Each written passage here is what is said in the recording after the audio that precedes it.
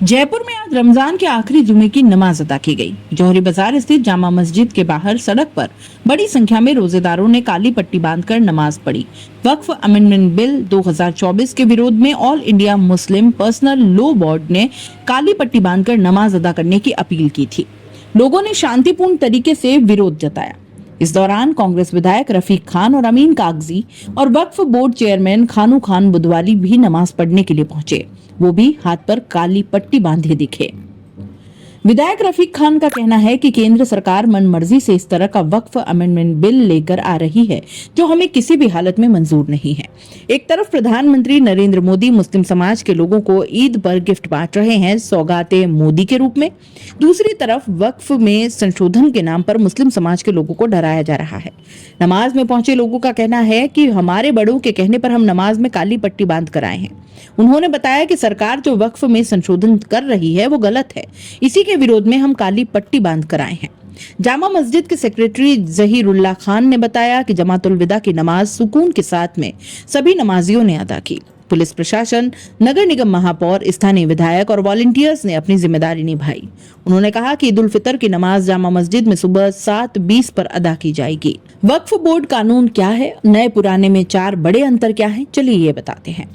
दोस्तों, वक्फ बोर्ड का पुराना कानून जो था उसमें सेक्शन 40 में रीजन टू बिलीव के तहत अगर वक्फ बोर्ड किसी प्रॉपर्टी पर दावा करता है तो उस जमीन पर दावा करने वाला सिर्फ ट्रिब्यूनल में ही अपील कर सकता है। वक्फ बोर्ड का नया प्रस्तावित बिल में नए बिल के अनुसार जमीन पर दावा करने वाला ट्रिब्यूनल के अलावा रेवेन्यू कोर्ट, सिविल कोर्ट या हाई कोर्ट में भी अपील कर सकेगा।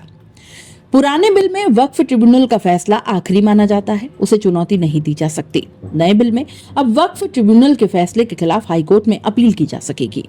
पुराने बिल में किसी जमीन पर मस्जिद हो या उसका उपयोग इस्लामिक उद्देश्यों के लिए हो तो वो ऑटोमेटिक वक्फ की संपत्ति हो जाती है। नए में जब तक किसी ने वक्फ को दान में जमीन नहीं दी हो, उस पर भले ही मस्जिद बनी हो पर वो वक्फ की संपत्ति नहीं होगी। पुराने में वक्फ बोर्ड में महिला और बतौर सदस्य अन्य धर्म के लोगों की एंट्री नहीं होगी और नए में वक्फ बोर्ड में 2 महिलाओं और अन्य धर्म के 2 सदस्यों को भी अब एंट्री मिलेगी, जिसका विरोध हो रहा है। जिस तरह से वक्फ अमेंडमेंट बिल लागू हुआ और वॉइस को दबाया गया, हम भी अपनी बात रखने के लिए गए थे लेकिन बात ढंग से सुनी नहीं गई और दबा करके और निर्णय किया गया। वो निर्णय वन साइडेड निर्णय है। ऐसे निर्णय के विरोध में हमने ये काली पट्टी बांधी है। एक तरफ तो आप मुसलमानों को डरा रहे हो, उनमें भय और खौफ का माहौल पैदा कर रहे हो और फिर कह रहे हो कि किट ले लो आप।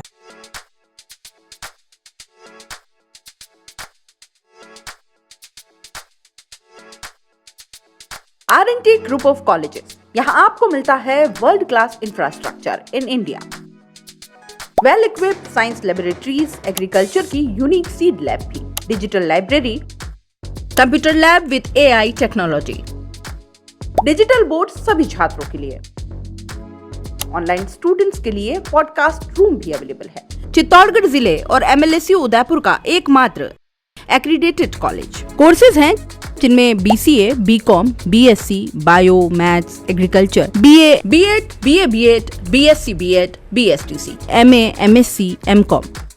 बड़े और खुले ग्राउंड स्पोर्ट्स के लिए जहां होती है sports activities, training, personality development, student development activities, seminar और कॉन्फ्रेंस फैसिलिटी भी, NCC एक्टिविटीज ताकि NCC कैडेट के रूप में आप भविष्य संवार सके, देश की सेवा कर सके।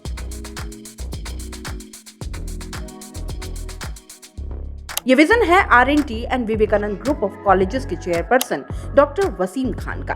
तो आज ही ज्वाइन करें R&T and Vivekananda group of colleges.